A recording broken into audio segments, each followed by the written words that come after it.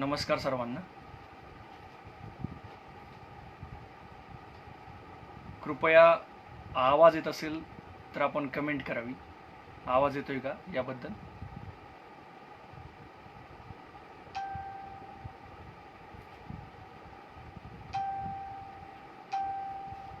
आज 16 सप्टेंबर.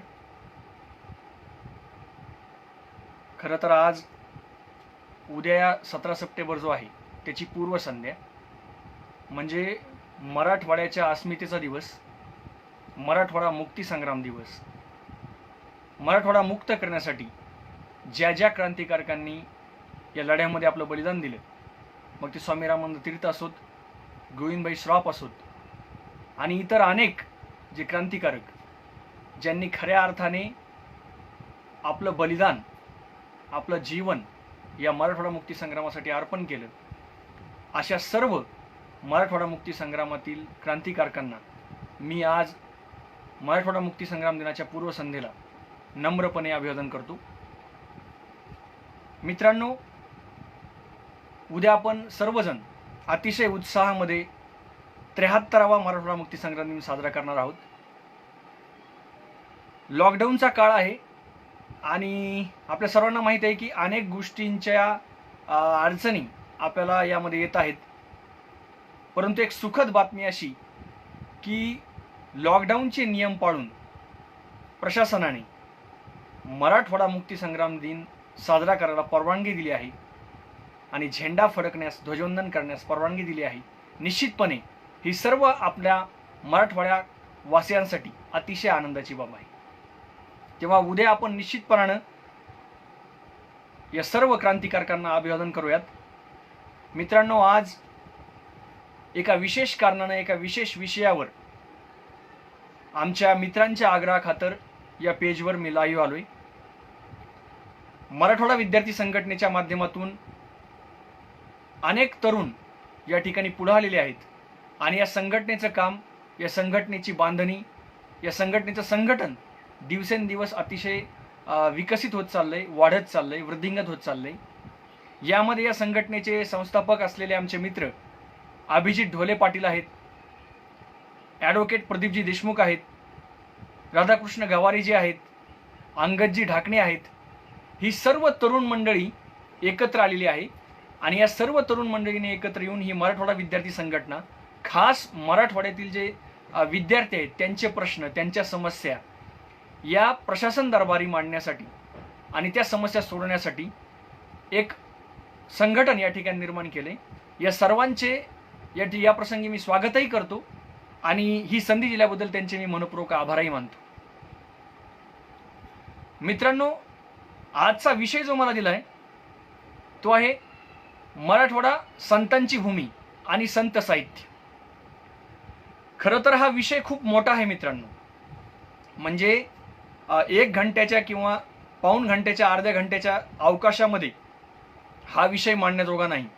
परंतु तरीही ज्या पद्धतीने मला मांडता येईल, ज्या गतीने मला मांडता येईल आणि ज्या पद्धतीने या विषयाचं आकलन, या विषयाची मांडणी मला जमते आहे, त्या पद्धतीने हा विषय मांडण्याचा मी प्रयत्न करणार आहे. मित्रांनो, आपण म्हणतो की महाराष्ट्र ही संतांची भूमी आहे. जशी महाराष्ट्र ही संतांची भूमी आहे तशी मराठवाडा ही संतांची खाण आहे. खाण. इतके संत मराठवाड्याने महाराष्ट्राला दिले आहेत आणि खऱ्या अर्थाने आज जो आपण महाराष्ट्र विकसित झालेला पाहतो, मग तो धार्मिक दृष्ट्या असो, आध्यात्मिक दृष्ट्या असो, सामाजिक दृष्ट्या असो किंवा सांस्कृतिक दृष्ट्या असो, या सगळ्यांपाठीमागं एक महत्त्वाचं कारण म्हणजे मराठवाड्यामधील ही संतांची कामगिरी, ही संतांची भूमी, ही संतांची खाण. निश्चितपणे मराठवाड्यामधील जे संत आहेत, या संतांनी महाराष्ट्राला भरभरून दिलेलं आहे आणि महाराष्ट्रालाच नव्हे तर महाराष्ट्राच्या बाहेर सुद्धा संपूर्ण भारतभर ही संत मंडळी पोहोचलेली आहे. त्यामुळे निश्चितपणे महाराष्ट्राच्या आणि भारताच्या एका सांस्कृतिक विश्वामध्ये, सामाजिक विश्वामध्ये, साहित्य विश्वामध्ये, संत विश्वामध्ये मराठवाड्याचं एक अत्यंत अनन्यसाधारण असं स्थान आहे. आणि म्हणून या विषयाच्या अनुषंगाने मी आपणासमोर मांडणी करणार आहे मराठवाडा संतांची भूमी आणि संत साहित्य.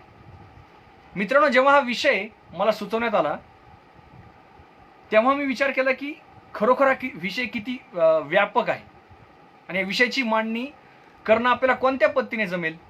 आणि मग मी थोडा विचार केला आणि मी या निष्कर्षापर्यंत आलो की आपण हा विषय कालानुक्रमे मांडावा. संतांचा जो जडणघडणीचा काळ आहे म्हणजे इसवी सन 12वे शतक ते 17वे शतक हा जो मध्ययुगीन कालखंड आहे, जो खऱ्या अर्थाने महाराष्ट्राच्या इतिहासामधला एक अत्यंत वैभवशाली असा संत परंपरेचा काळ आहे. अशा काळाच्या अनुषंगाने कालानुक्रमे या संतांची मांडणी आणि या संतांच्या साहित्याचं, या संतांच्या जीवनाचं एक थोडा थोडा परिचय आपल्या सर्वांना करून देता यावा या अनुषंगाने मी माझ्या विषयाची मांडणी केलेली आहे. मित्रांनो, यामधील पहिलं नाव जे मी अभिमानाने घेईल, म्हणजे जसं मी तुम्हाला म्हणालो की इसवी सनाचं 12व 13व शतक आणि 17व शतक या अनुषंगाने मी माझी मांडणी करणार आहे. आणि यामधलं पहिलं नाव जे मी अतिशय अभिमानाने घेईल ते नाव आहे मित्रांनो, या मराठी भाषेतील आद्य कवी असलेले मुकुंदराज. म्हणजे या मराठवाड्याने महाराष्ट्राला काय दिलं, तर या मराठवाड्याने महाराष्ट्राला पहिले कवी, मराठी भाषेतील पहिले कवी, आद्य कवी या महाराष्ट्राला मराठवाड्याने दिले आहेत. मुकुंदराजांनी विवेक सिंधू नावाचा ग्रंथ लिहिला मित्रांनो. हा मराठी भाषेतील पहिला आद्य ग्रंथ आहे. या विवेक सिंधूमध्ये मुकुंदराजांनी असं म्हटलंय, शके 1172 साधारण नाम संवत्सर तै राजा शारंगधर ग्रंथ उभार तै झाला. ऐसा समयो सर्वोत्तम तेथे मुकुंदराज द्विजोत्तम विवेक सिंधू ग्रंथ मनोरम निर्मिता झाला. असा विवेक सिंधू सारखा तत्वज्ञानावरचा, शांकर तत्वज्ञानावरचा एक अद्वितीय ग्रंथ मुकुंदराजांनी दिला. आणि मित्रांनो, आपल्या सर्वांसाठी अभिमानाची बाब म्हणजे मुकुंदराज यांची समाधी, यांची कर्मभूमी ही कुठे आहे, तर बीड जिल्ह्यातील अंबाजोगाई, हे जे सांस्कृतिक राजधानी आहे बीड जिल्ह्याची, या ठिकाणी मुकुंदराजांची समाधी आहे. आणि या ठिकाणीच मराठी भाषेतील पहिले कवी मुकुंदराजांची समाधी आहे. निश्चितपणानं हे आपल्या सर्व मराठवाड्यावासियांसाठी एक अत्यंत आनंदाची अशी बाब आहे. विवेक सिंधूचं एक अनन्यसाधारण महत्त्व मराठी साहित्यामध्ये आहे, तत्वज्ञानाच्या विश्वामध्ये आहे. त्यामुळे मी पहिलं नाव आग्रहाने घेतलं ते म्हणजे आद्य कवी मुकुंदराज यांचं. यामध्ये दुसरं नाव मी जे आग्रहाने घेईल, जे दुसरे संत आहेत, पहिले संत आद्य कवी मुकुंदराज, दुसरे जे संत आहेत ते निश्चितपणानं आपल्या सर्वांचे माऊली संत ज्ञानेश्वर महाराज. 1275 ते 1296 हा त्यांचा कालखंड. त्यांचा जन्म हा पैठण तालुक्यातील आपेगाव या गावचा, पैठण पासून 4 कोसावर असलेलं हे गाव. एक योगी, तत्वज्ञानी, भागवत धर्माचे एक तत्वज्ञ, एक प्रवर्तक, एक संत कवी म्हणून संत ज्ञानेश्वरांकडे आपण बघतो.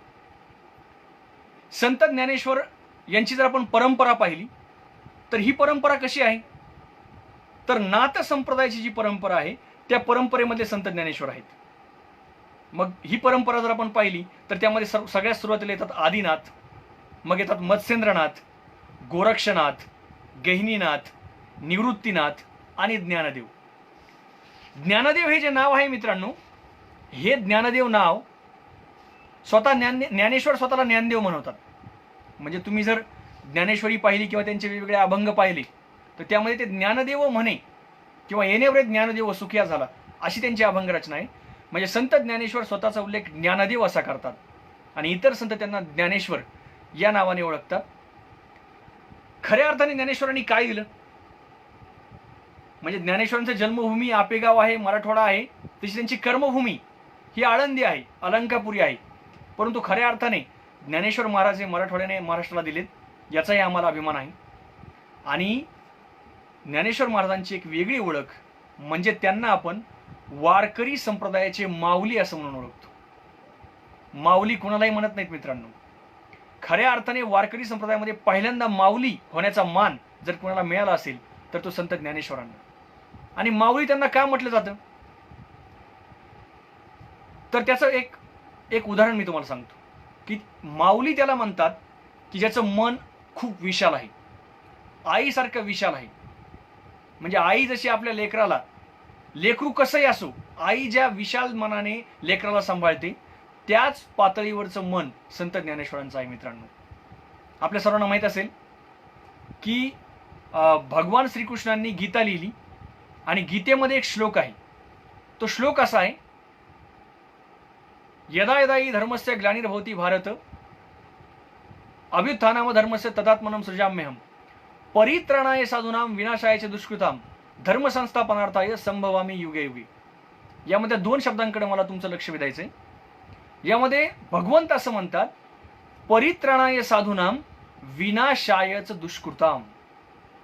म्हणजे देव असं म्हणतात की जेव्हा जेव्हा या पृथ्वी तलावर अधर्म वाढतो, धर्माला ग्लानी येते, पाप वाढतं, तेव्हा तेव्हा मी अवतार घेतो आणि मी काय करतो, परित्राणाय साधूनाम, मी संतांचं, साधूंचं, सज्जन माणसांचं रक्षण करतो आणि विनाशायाचे दुष्कृताम, आणि दुर्जनांचं मी विनाश करतो, संहार करतो, असं भगवंत म्हणतात गीतेमध्ये. याच गीतेवर संत ज्ञानेश्वरांनी ज्ञानेश्वरी लिहिली आणि या ज्ञानेश्वरीच्या शेवटी ज्ञानेश्वरांनी एक असं अप्रतिम मागणं या देवाला मागितलंय, विश्वात्मक देवाला मागितलंय. त्याला आपण पसाय दान म्हणतो मित्रांनो. हे दान म्हणजे एक विश्व प्रार्थना आहे आणि या विश्व प्रार्थनेमध्ये ज्ञानोबा माऊली असं म्हणतात, जे खळांची व्यंकटी सांडो. बघा फरक कसा आहे. माऊली का म्हणायचं ज्ञानेश्वरांना? भगवान श्रीकृष्ण म्हणतात की मी थेट दुष्टांचा नाश करील, दुष्टांचा संहार करील, विनाशायाचे दुष्कृताम. परंतु माऊली म्हणतात, जे खळांची व्यंकटी सांडो, म्हणजे जे लोक वाईट आहेत त्यांचा नाश नाही करायचा, त्यांच्यामधील वाईटपणाचा नाश करायचा. जे खळांची व्यंकटी सांडो, म्हणजे जे वाईट आहेत, खळ आहेत, त्यांच्यामधील वाकडेपण निघून जावं, वाईटपणा निघून जावा, अशा प्रकारची मांडणी संत ज्ञानेश्वर माऊलींनी केलेली आहे. आणि म्हणून ते वारकरी संप्रदायामधले माऊली आहेत. जिथं स्वतः भगवान म्हणतात मी दुष्टांचा नाश करील, तिथं माऊली म्हणतात दुष्टांचा नाश नको, दुष्टांच्या दुष्टपणाचा नाश व्हावा. या प्रकारची अप्रतिम मांडणी माऊलींनी केलेली आहे आणि म्हणून ते खऱ्या अर्थाने माऊली आहेत. याच माऊलींनी आणखीन एक महत्त्वाचं काम केलं मित्रांनो, ते म्हणजे की माऊलीपर्यंत सगळे जे धर्मग्रंथ होते, जे तत्वज्ञान होतं, हे सामान्य माणसापर्यंत पोहोचत नव्हतं. ते सामान्य माणसापर्यंत पोहोचण्यासाठी भाषेचा अडचण येत होता. म्हणजे ही जी सगळी मंडळी होती, धर्म पीठावर जी मंडळी होती, जे धर्ममार्तंड होते, या सर्वांनी संस्कृत भाषेचा त्या ठिकाणी उपयोग केला आणि संस्कृत भाषा आणि सामान्य लोक यांचा काही संबंध नव्हता आणि म्हणून सामान्य लोक हे तत्वज्ञानापासून, या ज्ञानापासून वंचित होते. माऊलींनी सगळ्यात पहिल्यांदा काय केलं असेल तर ते म्हणाले की मला ही भाषाबंड त्यांनी केलं आणि मराठी भाषेमध्ये ज्ञानेश्वरी लिहिली, भावार्थ दीपिका. ज्यामुळे ते म्हणतात, माझा मराठीची बोलू कौतुके परी अमृतातेही पैजा जिंके. या पातळीवरची, या ताकदीवरची माझी मराठी भाषा आहे जी अमृतालाही पैजे जिंकील. आणि म्हणून मराठी भाषेची निवड त्यांनी केली आणि या भाषेतून आपली ज्ञानेश्वरी घराघरात पोहोचवली. आणि ज्ञानेश्वरीचा महिमा असा आहे मित्रांनो, आज 700 वर्षे झालेली आहेत तरीही ज्ञानेश्वरीचा महिमा अगाध आहे. आणि त्यामुळं मराठी भाषेतून ग्रंथकर्तृत्व करण्याचा पहिला मान हा ज्ञानेश्वरांना जातो आणि त्या माध्यमातून ज्ञानेश्वरी ही घराघरात पोहोचली. आणखीन एक महत्त्वाचं काम संत ज्ञानेश्वरांनी केलं. शृंगार रसामध्ये तोपर्यंतच्या सगळ्या रचना व्हायच्या, त्या आधीच्या सगळ्या ग्रंथांच्या. परंतु ज्ञानेश्वर माऊलींनी एक वेगळा रस मराठी साहित्याला अर्पण केला. खरं तर हा जो रस आहे हा नवरसामध्ये नाही, परंतु हा रस ज्ञानेश्वर माऊलींनी असा त्यामध्ये बेमालूम मिसळला, तो म्हणजे शांत रस. आपली ज्ञानेश्वरी त्यांनी शांत रसामध्ये लिहिली, जो शांत रस सामान्य माणसाचा विवेक जागा करतो आणि त्याला एक स्थिर शांत असं जीवन देतो. त्यामुळं त्या आधी होणाऱ्या ज्या शृंगार रसाच्या ज्या ग्रंथांच्या रचना होत्या त्यावर मात करून ज्ञानेश्वर माऊलींनी शांत रसावर आपली ज्ञानेश्वरी रचली. हेही त्यांच्या एक ग्रंथकृतीचं एक विशेष आपल्याला मान्य करावं लागेल. ज्ञानेश्वर माऊलींनी संन्यास मार्गाऐवजी गृहस्थ मार्ग लोकांना सांगितला. हेही त्यांच्या एका आध्यात्मिक कार्याचं एक महत्त्वाचं वैशिष्ट्य. आणखीन महत्त्वाचं काम ज्ञानेश्वर माऊलींनी केलं. शैव, वैष्णव, नाथ संप्रदायामध्ये जो काही एक लैंगिक अनाचार किंवा आचार पद्धती होत्या त्या लैंगिक आचार पद्धतीला आळा बसवण्याचं काम, त्यांना रद्द करण्याचं काम सुद्धा ज्ञानेश्वर माऊलींनी केलं. तर या प्रकारे ज्ञानेश्वरीच्या माध्यमातून, पचनाच्या माध्यमातून अमृतानुभव नावाचा जो त्यांचे अभंग आहेत किंवा रचना आहे, चांगदेव पाशष्टी जो चांगदेवांना त्यांनी उपदेश केलाय ते असतील किंवा त्यांचे हरिपाठाचे अभंग असतील, या सगळ्या रचना जर आपण पाहिल्या तर आज संत ज्ञानेश्वर माऊलींचे अभंग ज्ञानेश्वरी ही मराठी मनाच्या जिव्हेवर रुळलेली आहे. इतका आगाध महिमा माऊलींचा आहे. माऊलींना खरोखर वंदन करूयात आपण, कारण माऊली महाराष्ट्राला देण्याचं काम मराठवाड्याने केले, आपेगावने केले. याच माऊलींची भावंडे सुद्धा आपेगावचीच. मग यामध्ये ज्येष्ठ बंधू म्हणून निवृत्तीनाथ आहेत. निवृत्तीनाथांना ज्ञानेश्वर माऊलींनी आपला गुरु मानलं. त्यानंतर ज्ञानदेव महाराज, त्यानंतर सोपानदेव आणि त्यानंतर मुक्ताबाई. मित्रांनो, जर ही नावं आपण नीट पाहिली तर या नावामध्ये सुद्धा एक आपल्याला सूक्ष्म एक निरीक्षण सापडतं. बघा ही नावं कशी आहेत. निवृत्ती, ज्ञानदेव, सोपान, मुक्ताबाई ही नावं आहेत मित्रांनो. आध्यात्मिक जीवनामध्ये जेव्हा तुम्ही किंवा पारमार्थिक जीवनामध्ये जे 4 टप्पे आहेत, म्हणजे तुम्हाला मोक्ष मिळवायचा असेल तर या 4 टप्प्याने जावं लागतं. ती ही नावं आहेत मित्रांनो. म्हणजे सगळ्यात पहिलं नाव आहे निवृत्ती. म्हणजे तुमच्या मनामध्ये या संसाराविषयी, या भोगलालसेविषयी निवृत्ती आली पाहिजे, म्हणून निवृत्तीनाथ पहिले. एकदा निवृत्ती आली की माणसाला ज्ञान प्राप्त होतं, म्हणून ज्ञानेश्वर माऊली दुसरे. एकदा ज्ञान प्राप्त झालं की आपण मोक्ष मार्गाचा सोपान चढत जातो, पायऱ्या चढत जातो, त्यामुळे सोपानदेव 3ऱ्या नंबरला. आणि एकदा माणूस निवृत्ती घेऊन, ज्ञान मिळवून हा सोपान चढत गेला की शेवटी त्याला मोक्ष मिळतो, मुक्ती मिळते, आणि म्हणून 4थ्या क्रमांकाला मुक्ताबाई. 4 भावंड ही खऱ्या अर्थाने एक आध्यात्मिक जीवनाची एक सांगड या ठिकाणी आपल्याला मांडताना दिसतात. त्यामुळे निश्चितपणानं निवृत्ती, ज्ञानदेव, सोपान, मुक्ताबाई यांचं एक कार्य आध्यात्मिक क्षेत्रामध्ये, संत साहित्यामध्ये अतिशय महत्वाचं आहे. यानंतर तिसरं नाव मी जे आग्रहाने घेईल ते म्हणजे संत नामदेव महाराज. मित्रांनो, संत नामदेव हे जे नाव आहे हे खऱ्या अर्थाने वारकरी संप्रदायातील एक अतिशय महत्वाचं नाव आहे. म्हणजे ज्या पद्धतीनं ज्ञानेश्वर महाराजांकडे आपण एक वारकरी संप्रदायाचं धुरीणत्व देतो, ज्ञानदेवी रचिला पाया असं आपण म्हणतो, परंतु त्याच पद्धतीनं तेवढ्याच ताकदीचं काम जर कोणी केलं असेल तर ते संत नामदेवांनी केलं आहे. आणि म्हणून ज्ञानदेवांच्या जोडीलाच नामदेवांनी सुद्धा एक अतिशय महत्वाचं काम, वारकरी संप्रदायाचं पाय असण्याचं काम संत नामदेवांनी केलं आहे. हे आपण या ठिकाणी लक्षात घ्यावं. संत नामदेवांचा कालखंड इसवी सन 1270 ते 1350 हा आहे. नरसी नामदेव, परभणी जिल्हा जो आहे, मराठवाड्यातील परभणी जिल्हा हे त्यांचं जन्मगाव. आणि एक कवी म्हणून, एक संत म्हणून, एक भागवत धर्मप्रचारक म्हणून संत नामदेवांचं आपल्या मराठी संत साहित्यामध्ये अतिशय महत्त्वाचं स्थान आहे. मित्रांनो, जसंही म्हणालो की वारकरी धर्माची पताका त्यांनीच म्हणून ठेवलंय, नाचू कीर्तनाचे रंगी, ज्ञानदीप लावू जगी. म्हणजे वारकरी संप्रदायाची जी पताका आहे ती पताका त्यांनी फक्त महाराष्ट्रापुरती ठेवली नाही, तर महाराष्ट्राबाहेर थेट पंजाब पर्यंत ती पताका घेऊन जाण्याचं काम संत नामदेवांनी केलं. हे खूप मोठं काम संत नामदेवांनी केलं आहे.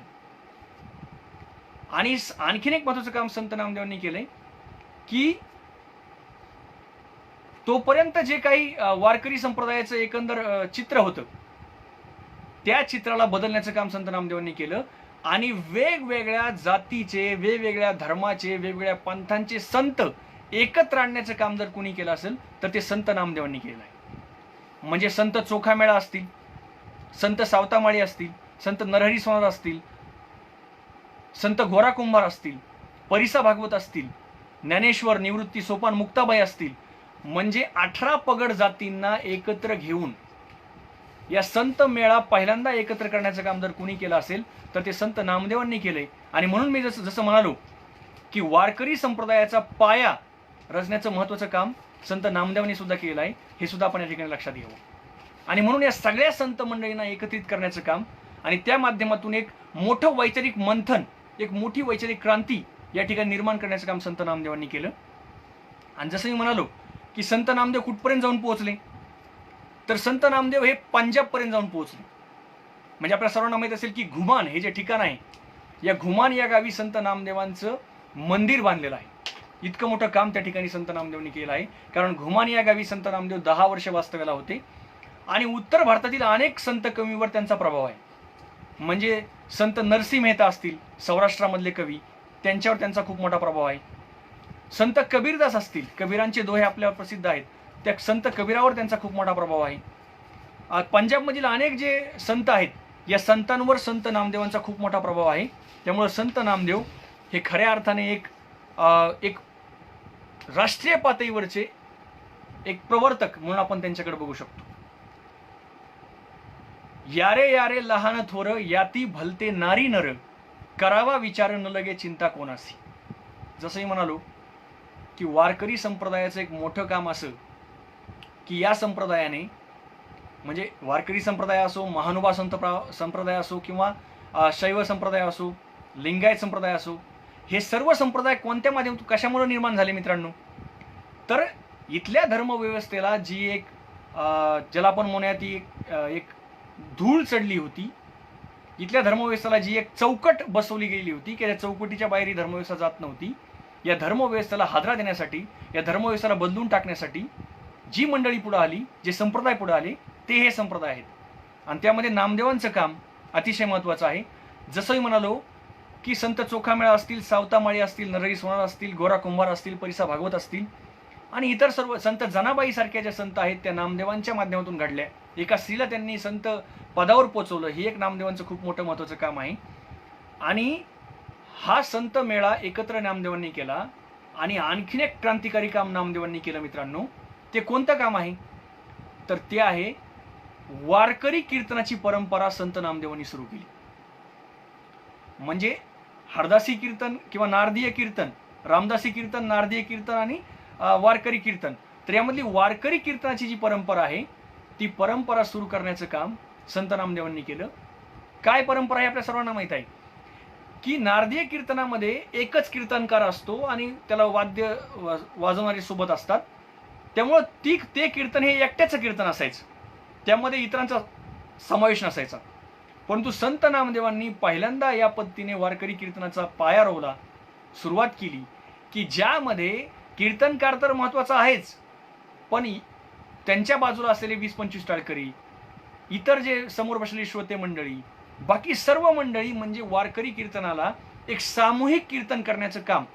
म्हणजे हे कीर्तन म्हणजे कुणा एका व्यक्तीचं नसून, कुणी एकही व्यक्तीच महत्त्वाचा नसून, कीर्तन ही एक सामूहिक परंपरा आहे, एक सामूहिक गोष्ट आहे.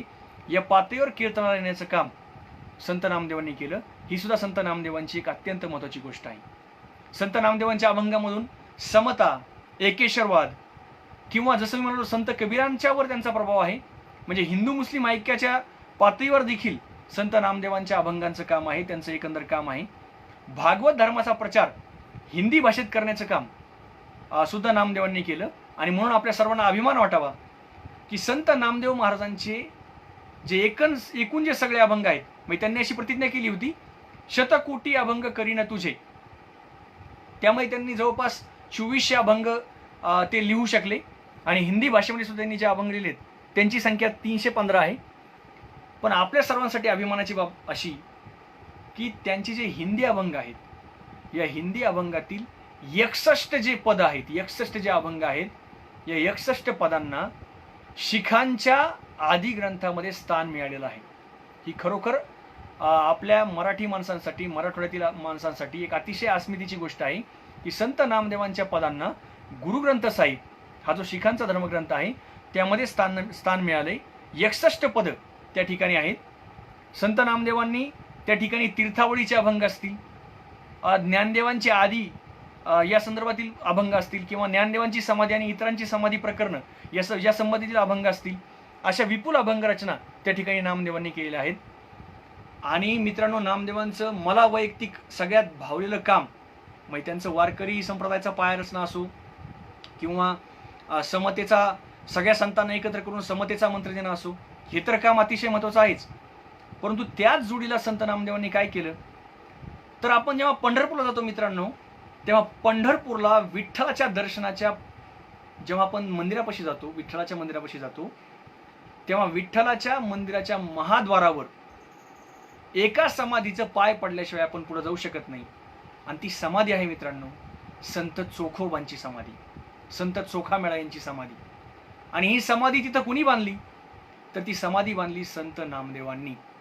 म्हणजे ज्या महार यातीतील संत चोखामेळा यांना तत्कालीन धर्मव्यवस्थेमुळे मंदिरात जाता येत नव्हतं, मंदिरापासून त्यांना वंचित राहावं लागलं, त्या संत चोखामेळा यांची समाधी थेट प्रवेशद्वारावर बांधण्याची धमक नामदेवांनी दाखवली.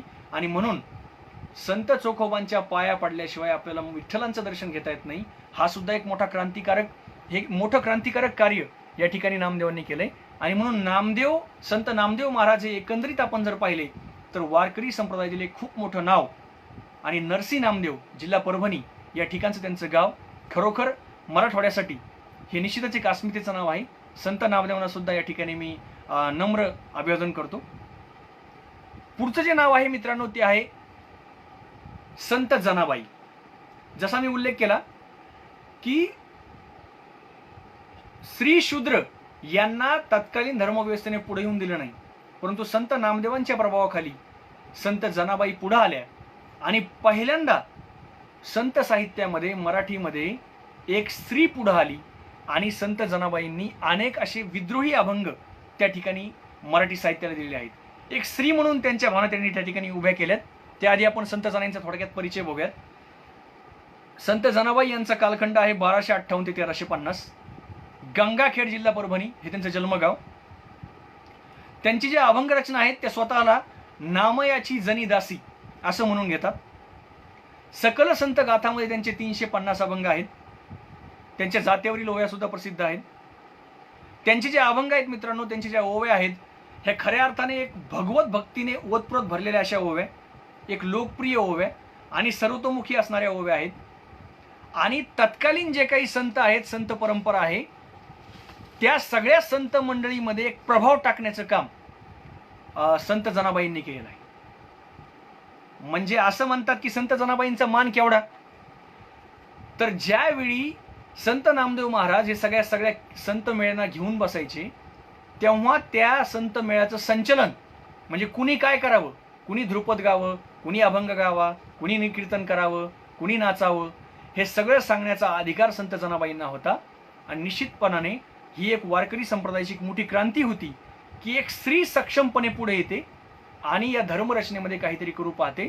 संत जनाबाईचा जो अभंग आहे मित्रांनो, ज्या अभंगाने संत जनाबाईला साहित्य विषयामध्ये एक विद्रोही कवयित्री म्हणून पाहायला गेलं, तो अभंग आपल्या सर्वांना माहित आहे. डुईचा पदर आला खांद्यावरी, भरल्या बाजारी जाईन मी, हाती घेऊनी टाळ खांद्यावरती विना, आता मग मना कोण करी.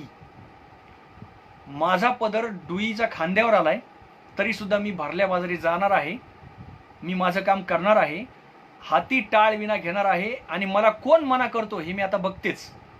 म्हणजे एका प्रकारे इथल्या व्यवस्थेने जे स्त्रीला, शूद्रांना बंदिस्त करून ठेवलं होतं त्याविरुद्ध बंड पुकारण्याचं काम या ठिकाणी जनाबाईंनी केलं. आणि जनाबाईंचा अधिकार केवढा, जनाबाई एका ठिकाणी असं म्हणतात, अरे विठ्या मूळ मायेच्या कारट्या, तुझे गेले मढे तुला पाहून काळ रडे, उभी राही ना अंगणी शिव्या देत दासी जनी. म्हणजे थेट विठ्ठलाला शिव्या देण्याचा अधिकार, विठ्ठलाला म्हणजे देवाला भांडण्याचा अधिकार संत जनाबाईंनी त्या ठिकाणी प्राप्त केला होता. आणि म्हणून एक गंगाखेडची एक कन्या संत जनाबाई म्हणून सुद्धा आपल्या सर्वांना जनाबाई साहित्यामधली एक विद्रोही कवयित्री, इथल्या व्यवस्थेविरुद्ध बंड करणारी कवयित्री म्हणून आपण संत जनाबाई यांच्याकडे बघूयात. पुढचं नाव या ठिकाणी मी घेईल ते आहे विसोबा खेचर यांचं. यांचा कालखंड हा 14व्या शतकामधलाच, त्याच दरम्यानचा. औंढा नागनाथ जे आहे हिंगोली मध्ये असलेलं, या औंढा नागनाथचे विसोबा खेचर यांचा पारंपरिक जो धंदा होता तो सराफीचा धंदा. असं म्हणतात की नंतर यांना विरक्ती आली आणि ते आध्यात्मिक क्षेत्रामध्ये आली. सोपानदेव यांना त्यांनी गुरु मानलं. म्हणजे निवृत्ती ज्ञानदेव सोपान यामधले सोपानदेव यांना त्यांनी गुरु मानलं. विसोबा खेचर यांनी संत नामदेवांना उपदेश केला, अशा प्रकारची आख्यायिका आपल्या सर्वांना माहीत असेल. तर तो एक अधिकार विसोबा खेचर यांना होता. विसोबा खेचर यांची जी ग्रंथरचना आहे त्यामध्ये हरिश्चंद्र आख्यान आणि षटस्थल हे त्यांचे ग्रंथ आहेत. या ग्रंथामधून त्यांनी काय सांगितलं, तर या ग्रंथामधून त्यांनी ज्ञानमार्ग दिला, योग मार्ग दिला आणि त्याचबरोबर भक्ती मार्ग सुद्धा सांगण्याचं काम या ठिकाणी विसोबा खेचर यांनी या 2 ग्रंथांमधून केलं आहे. त्यामुळे विसोबा खेचर हे सुद्धा एक मोठं नाव आहे मराठवाड्यामधील संत साहित्यातील. औंढा नागनाथ हे त्यांचं समाधीस्थळ. त्यानंतरचं जे एक नाव आहे ते नाव बऱ्याच जणांना माहीत नसेल मित्रांनो, ते आहे जगमित्र नागा. यांचा कालखंड 1252 ते 1330 या दरम्यानचा. आणि यांचं सगळं जे वास्तव्य आहे, यांची समाधी आहे ती आहे बीड जिल्ह्यातील परळी वैजनाथ या गावी. म्हणजे जगमित्र नागा नावाचे संत परळी वैजनाथ या ठिकाणी होऊन गेले. सगळी ही समकालीन आहेत. म्हणजे संत नामदेव वगैरे जी मंडळी आहे, संत नामदेव, संत ज्ञानेश्वर आणि सर्व जी मंडळी आहे, संत मेळा आहे, या संत मेळ्यामध्ये सर्वात धाकटे म्हणून यांना ओळखलं जातं. जगमित्र नागा हे खरे तर पहिले कुलकर्णी होते. एक कुलकर्णी पद त्यांच्याकडे होतं.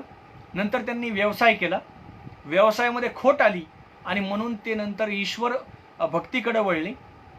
आणि मग त्यांनी ईश्वर भक्ती करणं, भिक्षा मागून त्या ठिकाणी गुजराण करणं असं सुरू केलं.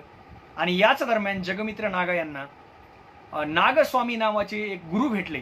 या नागस्वामी यांनी त्यांना उपदेश केला आणि म्हणून त्यांनी स्वतःचं नाव केलं जगमित्र नागा. तर जगमित्र नागा यांचे सुद्धा अनेक अभंग, अनेक पद प्रसिद्ध आहेत. यांच्या अभंगांचं वैशिष्ट्य असं की त्यांच्या अभंगामध्ये एखादं पुराणातील उदाहरण असेल, ते उदाहरण दृष्टांत देऊन एखादा सिद्धांत सोपं करून सांगण्याचा हातोटी या ठिकाणी जगमित्र नागा यांच्याकडे होती. आणि म्हणून परळी वैजनाथचे जगमित्र नागा हे सुद्धा एक मराठवाड्यातील संत परंपरेतील एक महत्त्वाचे संत म्हणून आपण त्यांच्याकडे बघूयात. त्यानंतरचं एक महत्त्वाचं नाव या ठिकाणी मला घ्यावं लागेल आणि अत्यंत अभिमानाने मी हे नाव घेतो.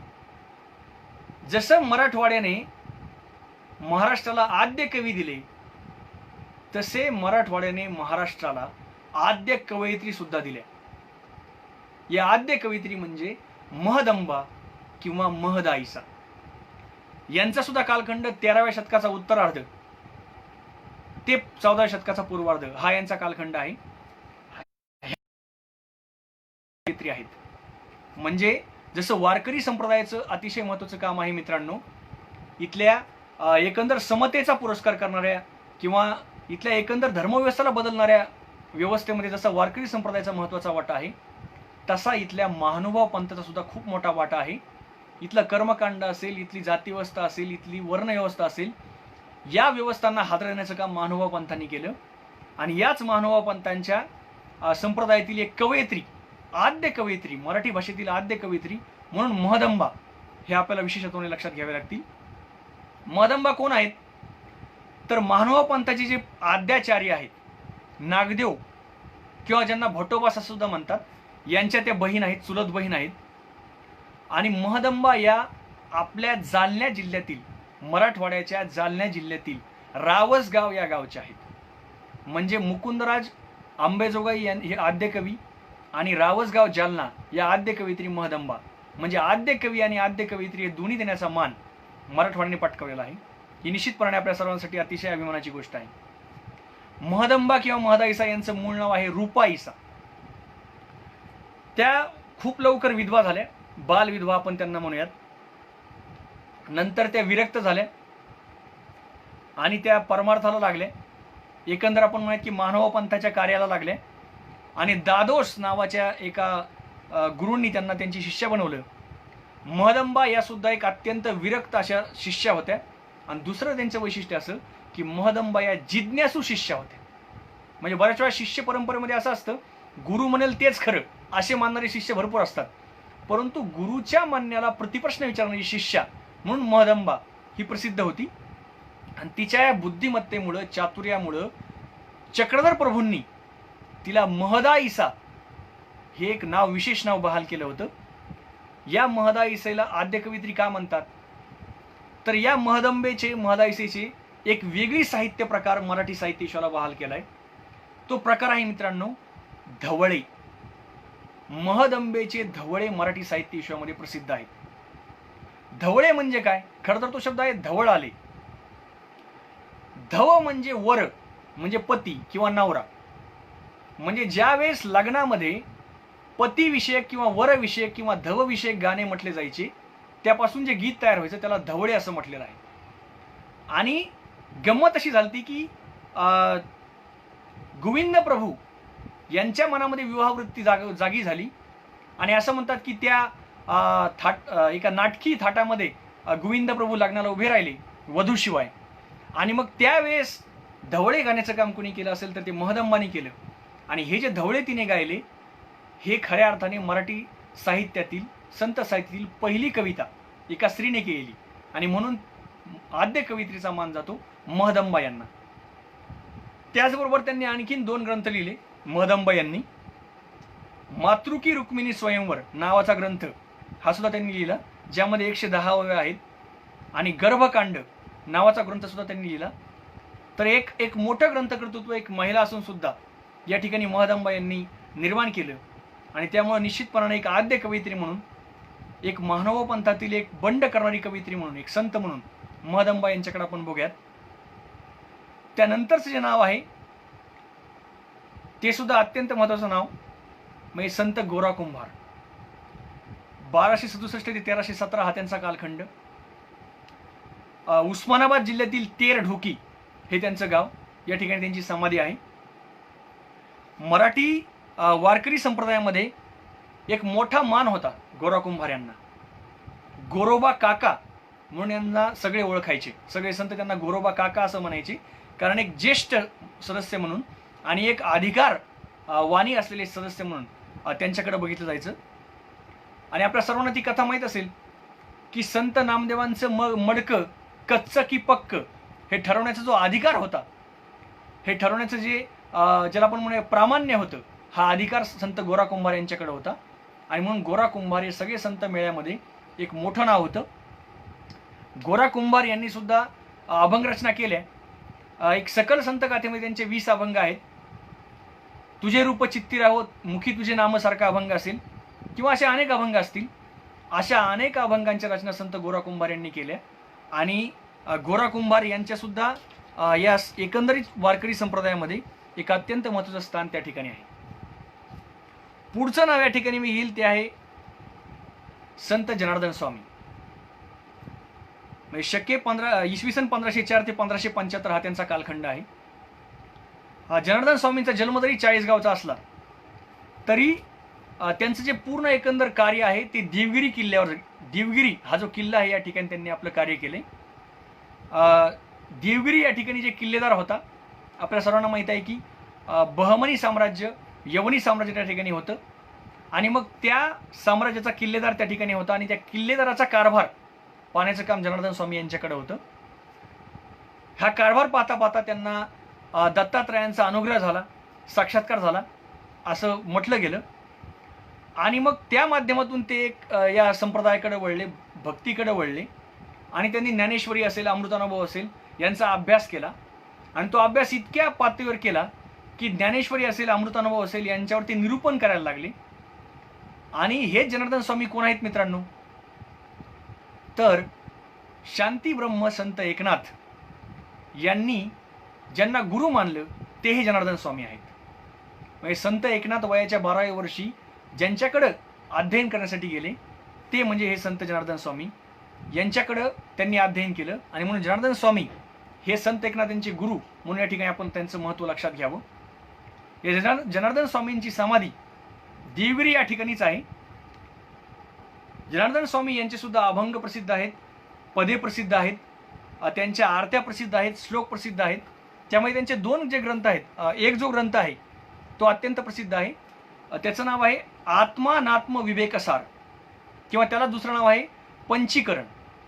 म्हणजे जनार्दन स्वामी यांचं सुद्धा एक मोठं योगदान, म्हणजे संत एकनाथांना ज्यांनी दीक्षा दिली, एक प्रकारे शिक्षण दिलं, म्हणून जनार्दन स्वामींचा सुद्धा एक मोठा अधिकार या ठिकाणी आहे. निश्चितच पुढचं नाव आहे या जनार्दन स्वामींचे शिष्य म्हणजे संत एकनाथ महाराज. 1532 इसवी सन 1532 ते 1599 हा त्यांचा कालखंड. जन्म अर्थातच पैठण या गावचा आणि समाधी ही पैठण या गावी. पैठण या नगराला एक ऐतिहासिक महत्त्व देण्याचं काम संत एकनाथांच्या माध्यमातून झालं. भानुदास महाराज हे जे मूळ पुरुष आहेत या घराण्यातले, हे खऱ्या अर्थाने संत एकनाथांच्या घरामधील एक पहिले भगवत भक्त पुरुष म्हणून ओळखले जातात. आणि ही परंपरा पुढे येते. मग भानुदासांचे पुत्र चक्रपाणी, चक्रपाणी यांचे पुत्र सूर्यनारायण आणि सूर्यनारायण यांचे पुत्र एकनाथ महाराज.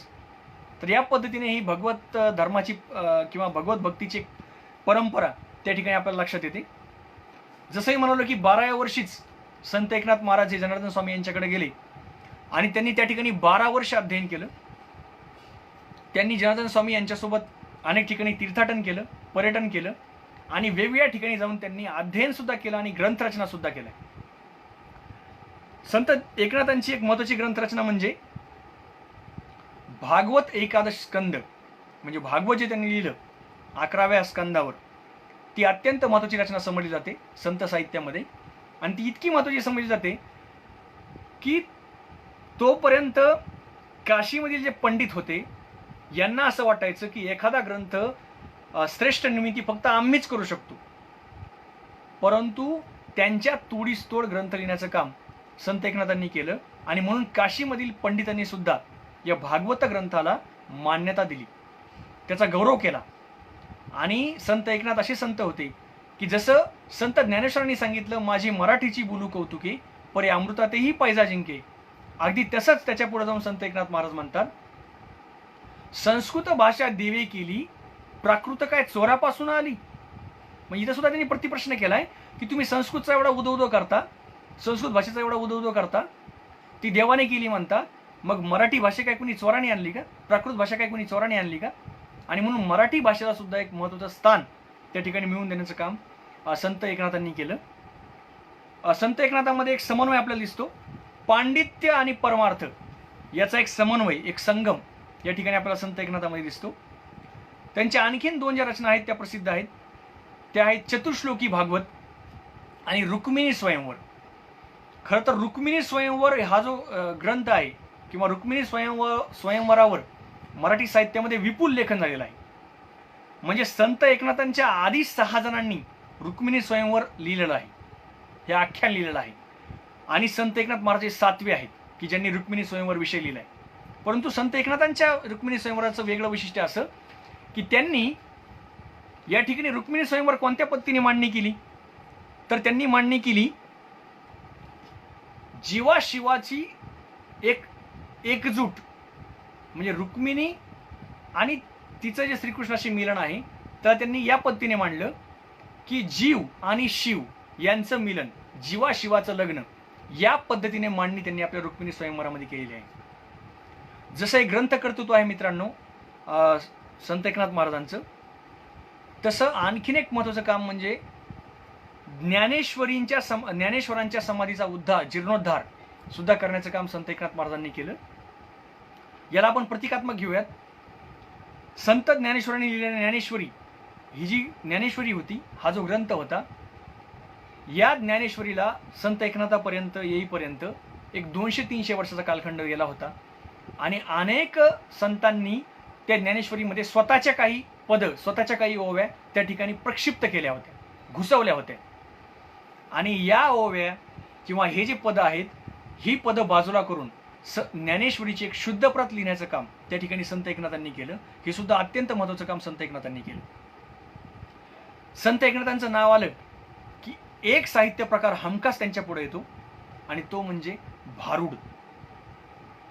खरा शब्द आहे बहुरूढ, म्हणजे जो साहित्य प्रकार जनसामान्यामध्ये बहुरूढ होता असं ते भारुड, ज्यामध्ये अभिनय आणि विनोद या माध्यमातून एक अध्यात्म सांगण्याचा एक प्रकार होता, तो म्हणजे भारुड.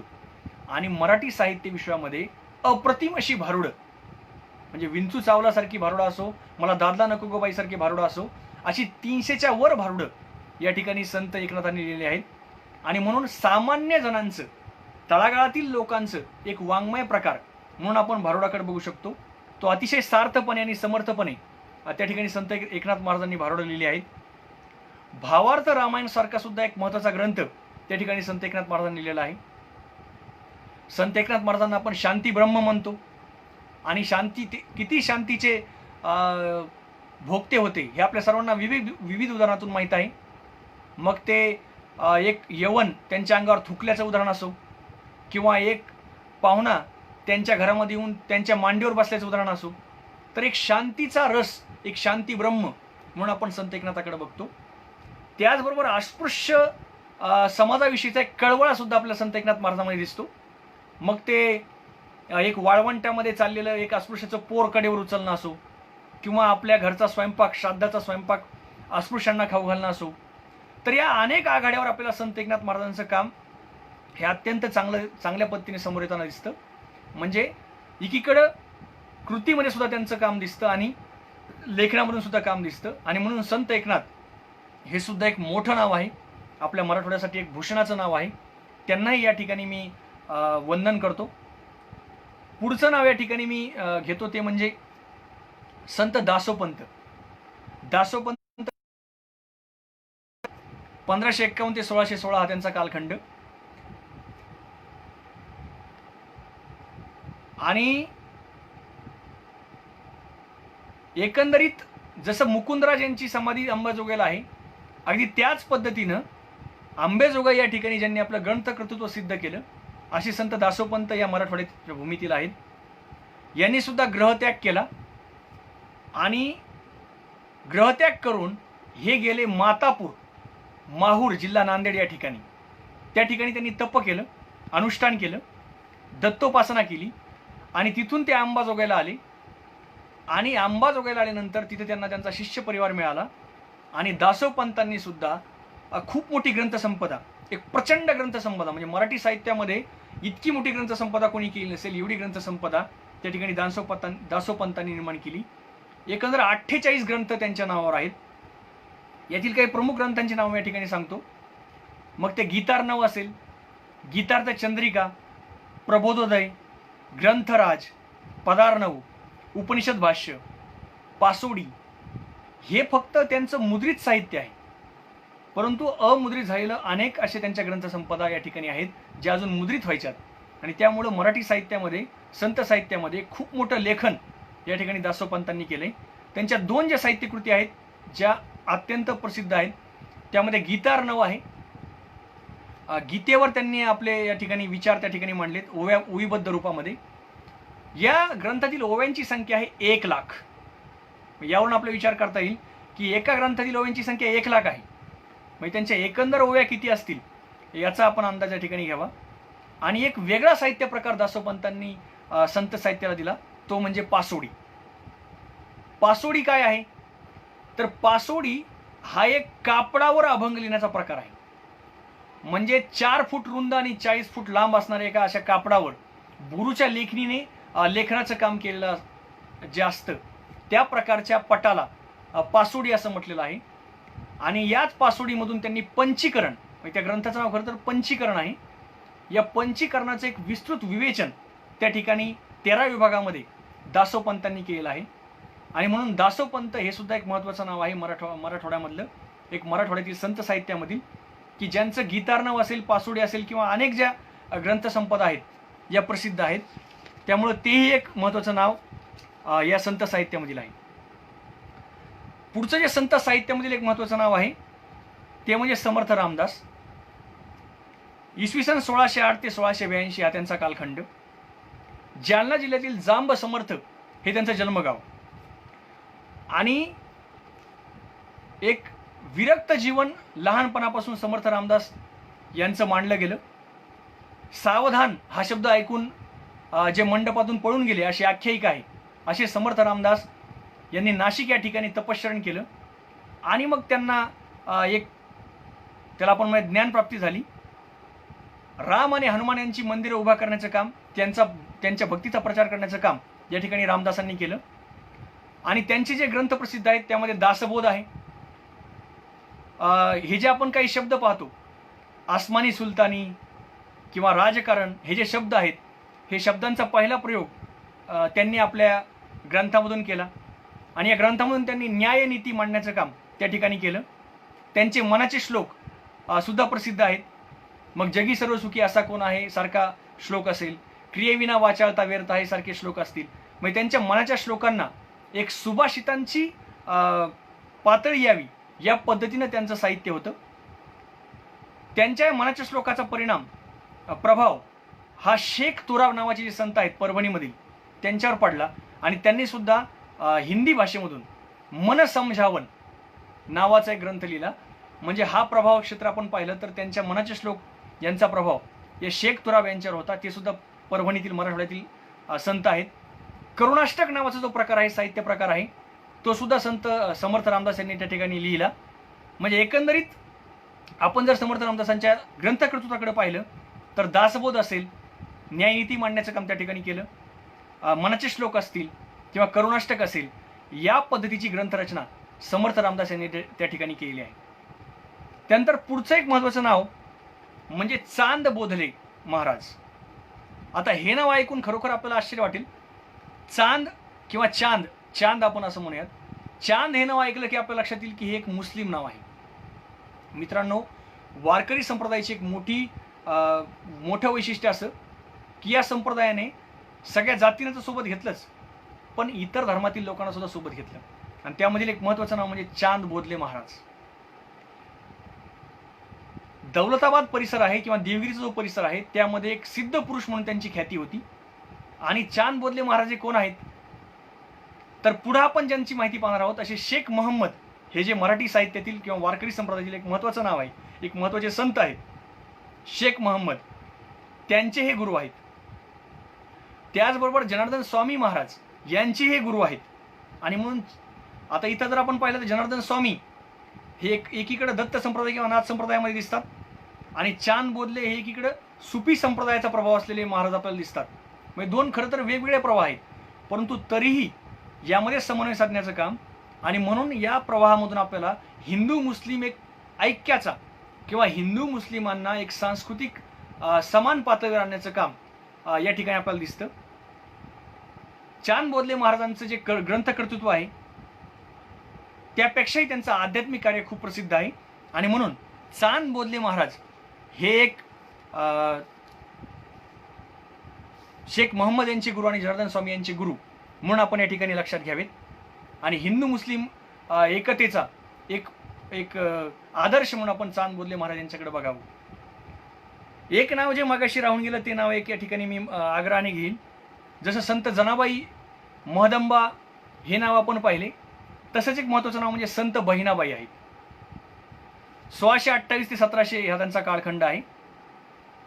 आणि या जन्माने ब्राह्मण आहेत, परंतु तरीही त्या तुकारामांच्या शिष्य आहेत.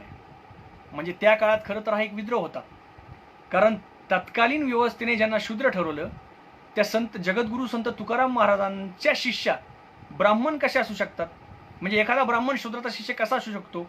अशा काळात संत बहिणाबाईंनी तुकारामांना आपलं गुरु मानलं आणि खऱ्या अर्थाने एक मोठं बंड त्या ठिकाणी बहिणाबाईंनी केलं. या बहिणाबाई कुठल्या आहेत तर या बहिणाबाई आहेत देवगाव तालुका वैजापूर जिल्हा औरंगाबाद येथील. म्हणजे या सुद्धा मराठवाड्याच्या आहेत. वयाच्या 5व्या वर्षी त्यांचं लग्न झालं आणि ते लग्न झालं वयाच्या त्यांच्यापेक्षा वयाने 25 वर्ष मोठे असणाऱ्या वराशी, बीजवराशी. म्हणजे यांचं वय 5 वर्ष बहिणाबाईंचं आणि त्यांच्या पतीचं वय 30 वर्ष. अशा विचित्र विवाह अवस्थेत त्या होत्या. त्यांचे पती हे शिरूर गावी होते. मग यांचं जन्मगाव देवगाव औरंगाबाद, परंतु पती शिरूर गावी होते आणि तिथं त्या नांदत होत्या. तिथून त्यांच्यामध्ये एक थोडी भगवत भक्ती प्रसूत झाली आणि त्या तीर्थाटन करत आपल्या कुटुंबासोबत त्या ठिकाणी फिरायच्या, पर्यटन करत त्या हिंडायच्या. आणि कोल्हापूरला एकदा ते आलेले असताना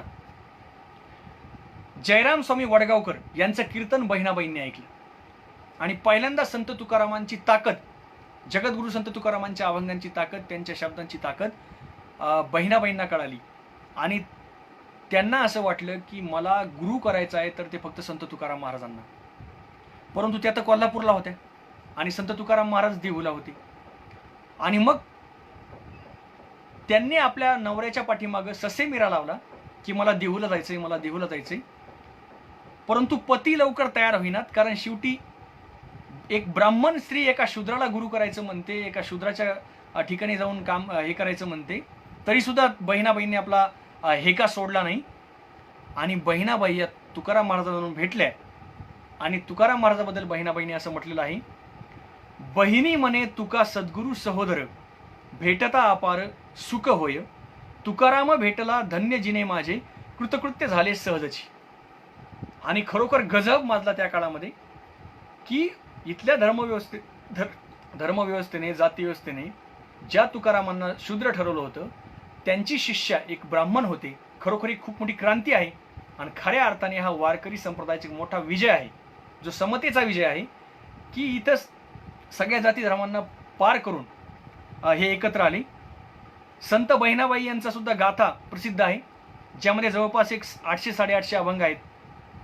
संत नामावळी म्हणून सुद्धा त्यांचा एक प्रसिद्ध ग्रंथ आहे.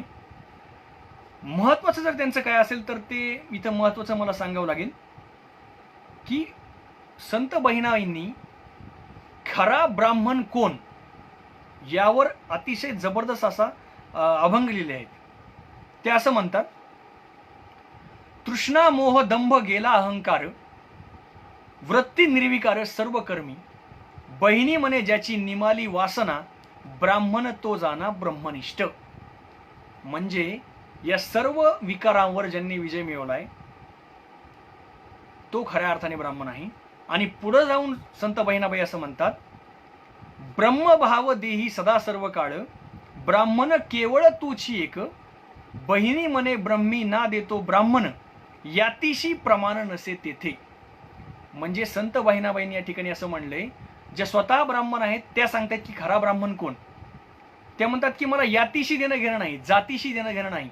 जातीने तुम्ही कोणीही असा, परंतु तुम्ही वृत्तीने तुम्ही ब्राह्मण असू शकता. आणि म्हणून जो या सगळ्या विकारावर विजय प्राप्त करतो, ज्याच्या मनामध्ये खरा ब्रह्मभाव आहे, जो खऱ्या अर्थाने वासना विकार कर्माने जो सुचिरभूत आहे, तोच खरा ब्राह्मण आहे. इथं जातीचा संबंध नाही. असं एक क्रांतिकारी विधान त्या ठिकाणी संत बहिणाबाईंनी खरा ब्राह्मण कोण या आपल्या ब्रह्मनिर्वाणपर जे अभंग आहेत त्या ठिकाणी केलेले आहेत. जसंही म्हणालो की पुढचं एक नाव या ठिकाणी मी घेतो, चांद बोधले महाराज. हे जसं एक महत्वाचं नाव आहे तसंच एक महत्वाचं नाव आहे शेख महम्मद. यांचं सुद्धा जे शतक आहे ते 17वे शतक आहे. एक मुसलमान संत कवी आहेत, रुई वाहिरे, श्रीगोंदा तालुका नगर जिल्ह्यामध्ये सध्या गाव आहे, परंतु तत्कालीन जर आपण पाहिलं तर हे मराठवाड्यामध्ये गाव येतं. तर शेख महम्मद हे सुद्धा मराठवाड्याचे त्या अर्थाने सुपुत्र आहेत. त्यांचा एक महत्वाचा ग्रंथ प्रसिद्ध आहे, तो म्हणजे योग संग्राम. म्हणजे वारकरी संप्रदायामध्ये किंवा मराठी संत साहित्यामध्ये योग संग्राम या ग्रंथाला अत्यंत महत्वाचं स्थान आहे. आणि या शेख महम्मद यांचे गुरु कोण, तर चांद बोधले महाराज हे त्यांचे गुरु आहेत. या शेख महम्मदांना कुणी गुरुस्थानी मानलं, तर जे मालोजीराजे भोसले आहेत, म्हणजे शहाजीराजे भोसले यांचे वडील मालोजीराजे भोसले यांनी त्यांना आपले गुरु मानलं. हे त्यांचे शिष्य आहेत आणि श्रीगोंदा या ठिकाणी मठ स्थापन करण्यासाठी त्यांनी त्या ठिकाणी त्यांना मदत केली. आणि हे शेख महम्मद योग संग्राममध्ये काय मांडतात, तर आत्मा हा खऱ्या अर्थाने योद्धा आहे आणि या योद्ध्याचा लढा कुणाशी सुरू आहे, तर अहंकाराच्या सैन्याशी त्याचा लढा सुरू आहे. या पद्धतीची मांडणी त्या ठिकाणी शेख महम्मद यांनी केली आहे आपल्या योग संग्राम या ग्रंथामधून. पवन विजय नावाचा एक त्यांचा ग्रंथ आहे, निष्कलंक प्रबोध नावाचा त्यांचा एक ग्रंथ आहे. त्या ग्रंथामध्ये सुद्धा त्यांनी अत्यंत प्रभावी अशी मांडणी त्या ठिकाणी केलेली आहे. आणि शेख महम्मद यांचं एक अत्यंत महत्त्वाचं एक उवी या ठिकाणी मला सांगायची वाटते. ती कोणती, शेख महम्मद म्हणतात, शेख महम्मद अविंद त्याचे हृदयी गोविंद. म्हणजे शेख महम्मद म्हणतात, मी एक मुस्लिम आहे, एक मुसलमान आहे, जरी मी अविंद असलो, मुसलमान असलो, तरी माझ्या हृदयात गोविंद आहे. खऱ्या अर्थाने एक अत्यंत क्रांतिकारी अभंग ठरावा, एक हिंदू मुस्लिम ऐक्याचं एक प्रतीक ठरावा, अशा प्रकारचा हा अभंग देणारे हे कवी शेख महम्मद आहेत. यांचं सुद्धा या ठिकाणी एक अग्रक्रमाने नाव आपण घेऊयात. आणखीन एक महत्त्वाचं नाव या ठिकाणी मी घेईल, चांद बोधले महाराज शेख महम्मद आहेत. आणखीन एक महत्त्वाचं नाव याच परंपरेमध्ये म्हणजे शहामुनी. शहामुनी जे आहेत, संत शहामुनी यांचा कालखंड 1748 ते 1808 हा आहे. हे सुद्धा एक मुसलमान कवी आहेत आणि यांचा जन्म जरी पेडगावचा असला श्रीगोंद्याचा, तर यांची समाधी शहागड म्हणजे बीड जिल्ह्या, आपण सध्या ती जालना जिल्ह्यामध्ये आहे, बीडपासून पुढे जाताना म्हणजे मराठवाड्यामध्येच येते. शहागडचे हे शहामुनी आहेत. या शहामुनींचा एक ग्रंथ प्रसिद्ध आहे, तो म्हणजे सिद्धांतबोध. त्यांचं मूळ नाव शाह हुसेन. या सिद्धांतबोध ग्रंथाचं महत्त्व असं मित्रांनो, की या सिद्धांतबोध ग्रंथामधील एकूण 50 अध्याय आहेत. या 50 अध्यायांपैकी 1 ते 30 जे अध्याय आहेत ते महानुभाव तत्वज्ञान मांडतात. आणि म्हणून आजही शहागडला महानुभाव पंथातील लोक त्या ठिकाणी येतात आणि त्या ठिकाणी त्या सिद्धांतबोध ग्रंथाचं पारायण करतात.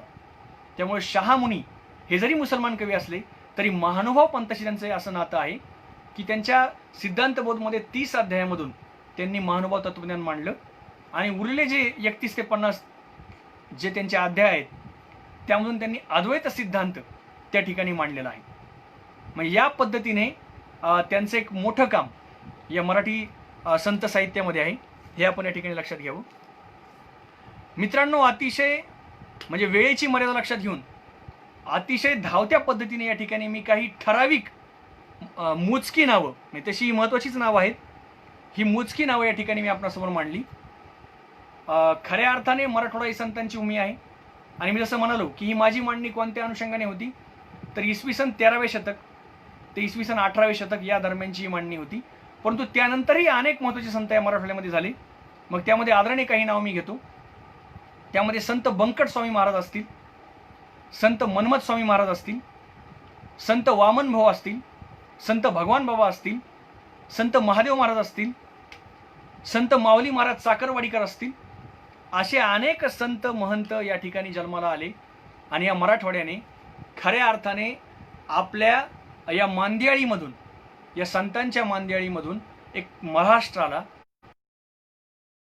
काम केले. निश्चितपणानं एक खूप मोठी, खरं तर खऱ्या अर्थाने एक संतांची खाण असावी या पद्धतीने मराठवाड्याचे संत परंपरा आहे. अशा काही निवडक नावांनिशी या ठिकाणी मी आपल्यासमोर माहितीचं विवेचन केलं. या ठिकाणी संत साहित्याच्या अनुषंगाने माहिती देण्याचा प्रयत्न केला. खरं तर वेळेचा कमी वेळेत जास्त मांडण्याचा प्रयत्न या ठिकाणी मी केलेला आहे. खूप घाईने बी मांडलेलं असू शकतं, परंतु एक वेळेची मर्यादा लक्षात घेता आणि विषयाचा आवाका लक्षात घेता मराठवाडा ही संतांची भूमी आणि संत साहित्य या विषयावर मी आजची मांडणी केली.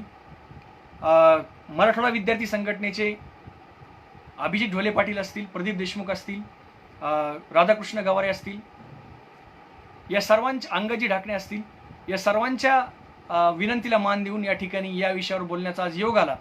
आणि खऱ्या अर्थाने एक मराठवाड्याची समृद्ध परंपरा याची एक उजळणी करण्याचा या ठिकाणी एक संधी या ठिकाणी त्यांनी मला दिली. निश्चितपणानं उद्या आपण सर्वजण मराठवाडा मुक्तीसंग्राम दिन साजरा करत आहोत, 73वा मुक्तीसंग्राम दिन साजरा करत आहोत. आणि या प्रसंगी, या पूर्वसंध्येला मराठवाड्याच्या भूमीमध्ये जन्मलेल्या या संत परंपरेचा महिमा गाण्याचं भाग्य या ठिकाणी मला मिळालं. पुन्हा एकदा मी मराठवाडा मुक्तीसंग्रामासाठी लढलेल्या तमाम क्रांतिकारकांना या ठिकाणी अभिवादन करतो. तसेच या संत परंपरेतील सर्व संतांना, महंतांना, संत महिला संतांना, सर्व कर्तृत्ववान संतांना पुन्हा एकदा अभिवादन करतो आणि माझी रजा घेतो. जय हरी.